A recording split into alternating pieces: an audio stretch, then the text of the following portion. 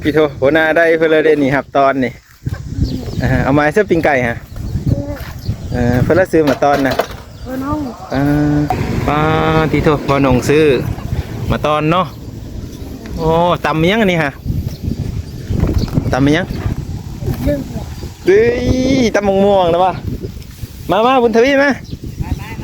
กินข้าวนำกันสามัคคีกันกินข้าวนำกันพ่อแม่พี่น้องบุญทวีกับกำลังล้างมือใช่ป่ะนี่ฮะล้างมืออีกทีฮะล้างนี่โว้ยมือบุญล้างเอาไว้นี่เปี่ยวขึ้นเถอะอันนั้นได้หมูเจอเด้ละเมอแล้วสิบอกเอิญมากินข้าวนำกันเห็นเลยเพิ่นมีอันนั้นอยู่ป่ะปิ้งไก่แล้วไว้ทาลัสอ่ะกระดานนั่นกัน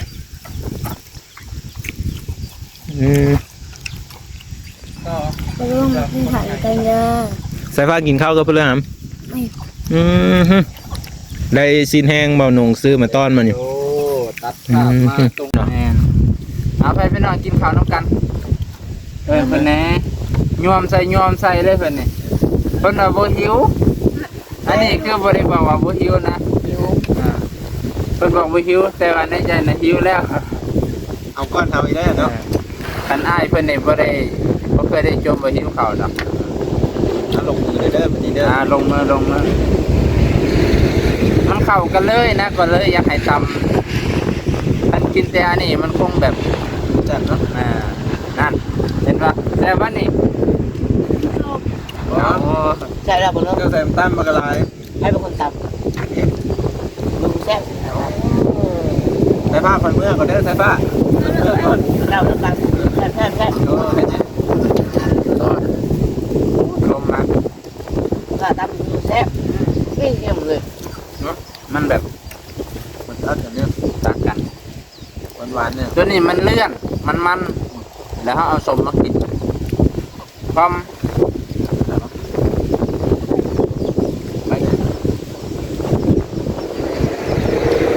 ใช่เรื่องอะไรเลย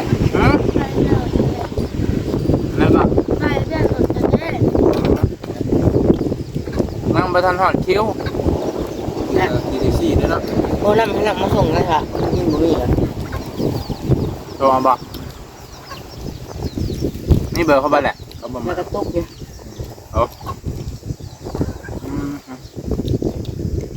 นี่ตับช้าลำช่องกินมันประมาณบ่น้ำเลยเนาะลำช่องเขาเปิดเลยน้ำก้อนจะน้ำซีสิน้ำก้อนน้ำแบงไม่ใช่อะไรจะไหนได้จะเอาให้รถ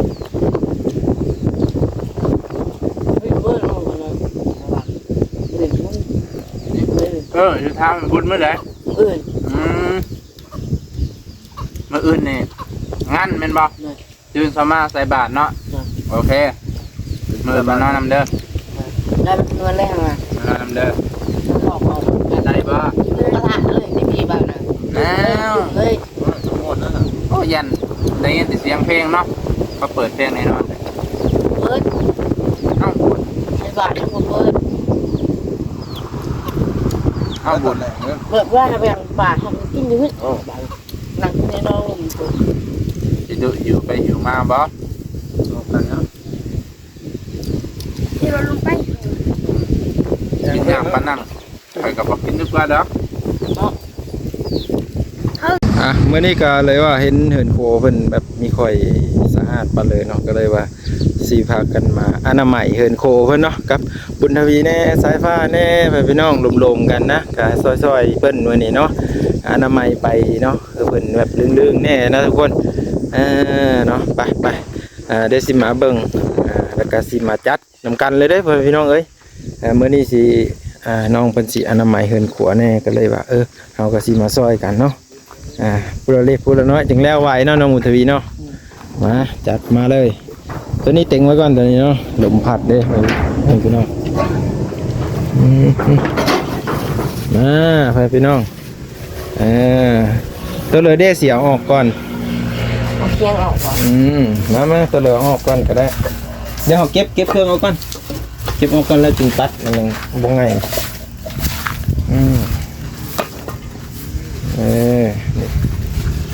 ให้เพิ่นทำความสะอาด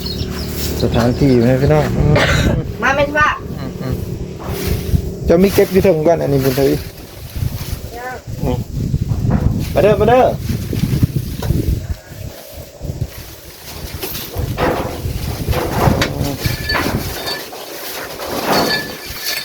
เดี๋ยวเพิ่นอนามัยเฮินโคเพิ่นนี่นะเพิ่นพี่น้องเอ้ย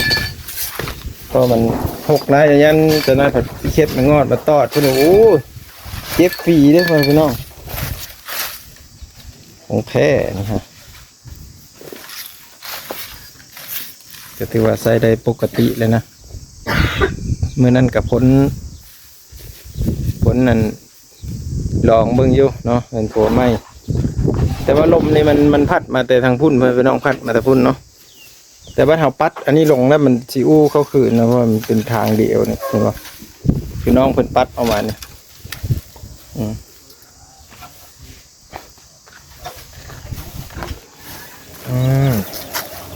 ค่อยๆนะพี่นี่เห็นบ่ไก่สีสะอาดงามตาแล้วตัวนี้ได้บอกเก็บไว้เลยบอกปิ้งไก่เลยเจ้าค่ะก็มันพัดเข้ามาพี่เนาะนี่บอกไปพี่น้องมันเป็นหูลมเข้ามาเลยนะ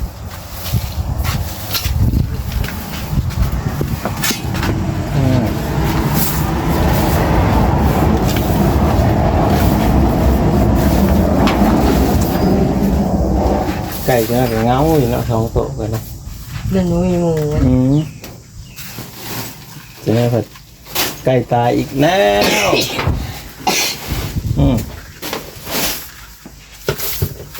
บ่มีแนวอัดปากอัดดังเลยนี่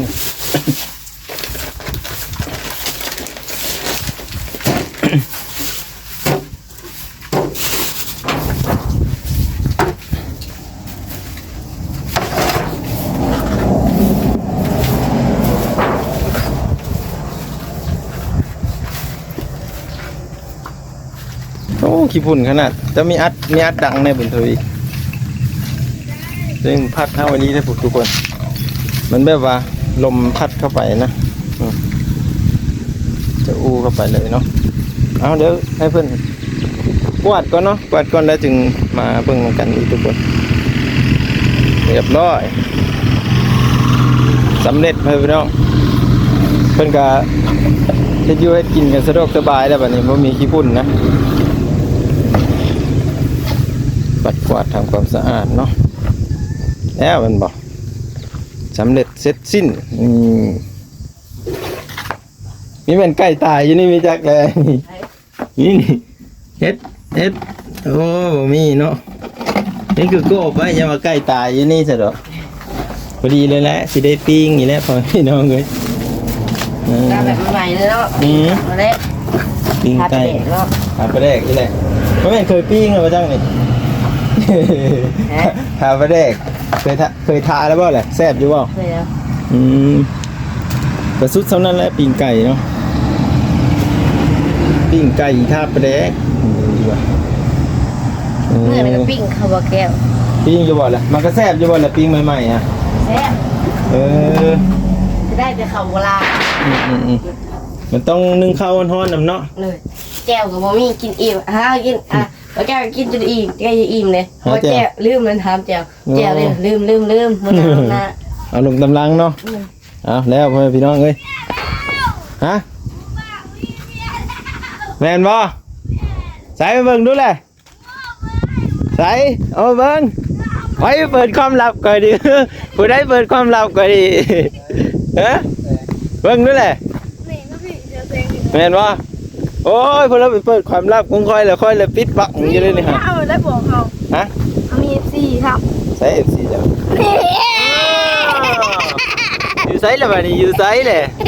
ฮะเบาบางมีแฟนแล้วตายคักว่าสิซื้อเลยเนาะเอาให้อายเบิ่งคอยว่าท่านมีลูกได้พอดีไปเป็นลูกข่อยเลยเด้อ ให้ FC เพิ่นเบิ่งดู ที่โตงามอยู่บ่แหละเมนะสมกันอยู่บ่แหละโอ้ยตายคักบาดนี้เพิ่นเลยเนาะบัดนี้เนาะมาเขาไปลักถ่ายค่อยตี้หั่นน่ะเบิ่งมาเบิ่งข้างในมึงดูมาพี่เจ้าฮะ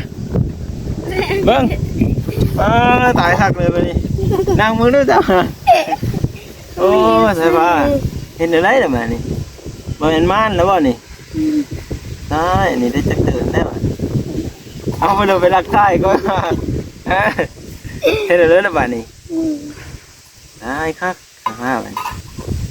เนาะ นี่จะวางได้ยังไงตีครับ เช็คสีสายฟ้าต้องใช้เพิ่นไปลักถ่ายคนไม่จังเลยนี่เนาะใช่ได้แต่เพิ่งเหมือนนะ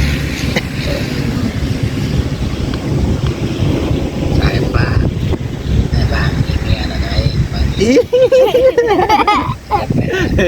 แล้วบัดนี้เป็นเมียแล้ว เป็นอย่างนี้แล้วเด้อ แดงเมียอะไร เอาเด้อลูก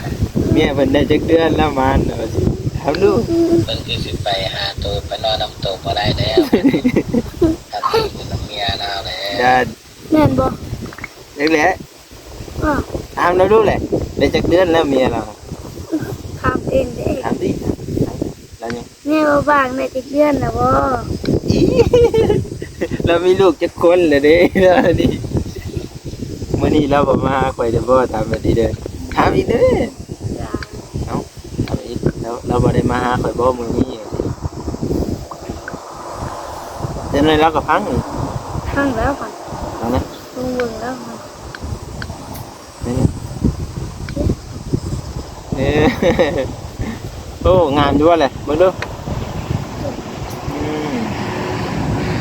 อยู่ทงนาอีเนาะคักอยู่นี่มีเพื่อนกันนุ่งสุดลายอ้อมอ้อยเนาะอยู่ที่ข้างหน้าผู้ผ้าเบิ่งดูนะเป็นความจริงบ่หรือว่าแนวใดแต่สายผ้านี่พี่น้องมีบ่บ้างวะนี่เจ้ากระเสือเขาจะบอก ก็คือ อยากคือเห็นได้กลัวนั่นนั่นอันค่อยสิบอกความจริงไอ้เจ้าพังได้เจอสิเชื่อเขาจะบอกฮะเชื่อว่าฮะเชื่อว่านั่นเรื่อง บอกมาเร็ว นะ บอกเร็ว เจ้าว่าเป็นความจริงหรือว่านั่นได้เอามัน บอกมา เพราะเจ้าจะคิดว่าเจ้าคิดว่าคนที่เมียบ่ฮะเป็นพัดเจ้าเคยมีเมียแล้วป่ะ น้ ฮะ ำเอาจ่อยังกับบ่รู้คือกัน นี่เด่นภาพมันปรากฏเลยเด้เสียให้เขาว่าเนื้อใดก็จะอธิบายเป็นอยู่บ่แหละ นี่แม่ที่หูเจ้านี่บ่มีเลยนะ แม่นนะ บ่เอาแม่ไปไหน นี่ก็มีคือกันนี่มีอันนี้คือกันแม่นว่าแหละ บ่ คันว่ามันแม่นความจริงค่อยก็จะได้มาหาเจ้าเลยเห็นแล้วสามีก็สิอ้อลูกแล้วได้ก็สิอยู่เขามีเนาะฮะบัดนี้ค่อยเอาลูกเจ้าก็พยายามเลยเด้อ บ่มีรถไป เอาค่อยก็มาเอา เออ เด้อ อยู่ละเฮาอยู่แต่บ่น้อง บ่แล้วเนาะจะไปเป็นลูกค่อยเลยแล้วเนาะ เฮามีแต่บ่น้อ เอา ง แล้วเจ้าสิมีแต่บ่าวน้องอ่ะบ่ฮะ แต่ เพื่อลูกค่อยใหญ่อันนี้เด้อจะเป็นลูกค่อยแน่เจ้าก็ได้เดี๋ยวเป็นแต่ลูกบ่าวน้องนะบ่ ยังสิเบ็ดแล้วตอน ตอนนั้นจะว่าไปทางอื่นได้เลยเราตอบเลย เดือนปลายเดี๋ยวนี้บ้านไม่เสียแต่เดือนปลายก็เนี่ยเราถึงจะได้ไปหาเจ้า 2 เดือนก็คลอดแล้วเนาะทีเดียว2 เดือนก็ออกแล้วเนาะ ก็ไป เอ้าที่เจ้าอ่ะ ว้าวตีเจ้าละ เดี๋ยวเลยเราสิว่าเพิ่นมาเจ้า โวยตี เจ้า เจ้า แต่ว่า โวยตี สองเดือนเราก็ออกแล้วเนาะลูกเราน่ะ โวยตี จะเอาเลยเราบ่ให้ดอก FC เจ้าใจดี ไว้ อืม ฮัลโหลอันนี้ มาไปเฮ็ดเบนน่ะเดี๋ยวไปถมคุ้มมันนั่นน่ะถมคุ้มกิริตน่ะบัดแล้วคนตกมันเน่าเลยได้ใช่แหละบ่บาง โวยเลย มาบ่มีหดปิดบ่บางเนาะคือว่าที่เนาะนี่เบิ่งอาชีพของ มันเด็ดแต่อยู่เมื่อคืนนี้เลยตัวเมื่อคืนนี่ก็แซนหากันเดือนนะหรือว่าแซนหาตะบานนี่นะเช่นจกอยู่ใช้เข็มจกฮะไปคุดลง เป็นหน้าปก คุดลงให้มันแบบให้มันเพียงๆหน่อยนึง เป็นหน้าปกนะลูก เป็นน้ำโหนะ เปลี่ยน เดี๋ยวนี้ เปลี่ยนตัวนี้ เขาก็ติเปลี่ยนคู่มือบ่นะ เปลี่ยนหน้า ก็ได้นะ เปลี่ยนหน้า เดี๋ยวนี่ตัวนี้งามตัวนี้ เปลี่ยนไอ้เบิร์ดไปเลยไปเลย ตัวนี้งามนี่คือแน่คือคนในเมืองแน่นี่มันถึงเลยเป็นบัตรปลอมเนี่ยยินดีต้อนรับนี่มันถึงเลยไปพี่น้องเอ้ยอย่าด่ากันเด้อเนาะก็คือบอกเพิ่นเป็นหน้าปกซื้อเนาะ เขาเปลี่ยนตลอดตะกี้นะ เด้อเขาสิเฉลยเด้ออันนี้คือรูปภาพ AI เด้อเห็นนี่นะ AI เดือด AI ก็คือจักสิว่าเนาะเด้อ AI ก็คือใช้อินเทอร์เน็ตนั่นแหละมันมาแปลเนาะมันมาเฮ็ดแบบว่าคือหน้าตาเขาเลยนะขอแต่เขาได้สมมุติว่าเขาได้หน้าตาเจ้านี่ก็เฮ็ดให้เจ้ามีเมียก็ได้เฮ็ดให้เจ้ามีลูกก็ได้ก็ว่าเอารูปคนอื่นมาใส่นะมันก็สิคือหน้าเอาเลยได้ อันนี้คือเป็นภาพ AI เนาะที่จริงแล้วบ้างยังไม่ทันได้มีลูกมีเมียเราให้พี่น้องเลยยังไม่ทันได้ หา ได้ เรา อยู่ ก็ เนาะ น่าสิมาหาเจ้าอยู่บ่บ้านนี้โทรไปถามแล้วเบิ่งเนาะ ได้อยู่น้ำเฮานี่แล้วสิแล้วยังบ่ทันไหนเมีย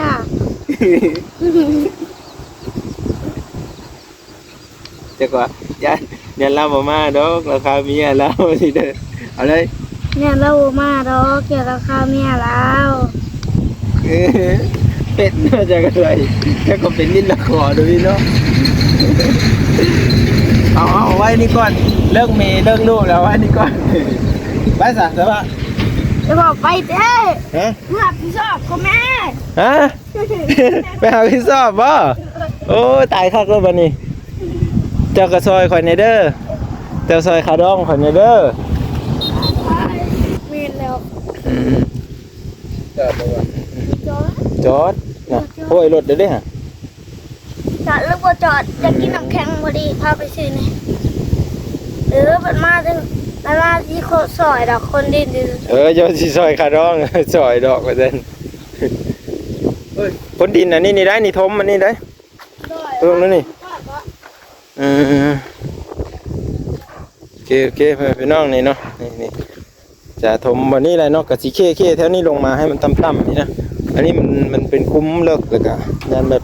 เป็นขี้ตมแบบนี้แหละนี่เนาะขี้ตมแล้วมันบอกงามได้ทุกคนเดี๋ยวเราติดตามเนาะ EP ต่อไปพี่น้องโดยขอบคุญขอบคุณขอบมุกขอบใจเด้อพี่น้องเด้อที่เข้ามาติดตามและให้กำลังใจตลอดมาไว้พี่น้องโดยไป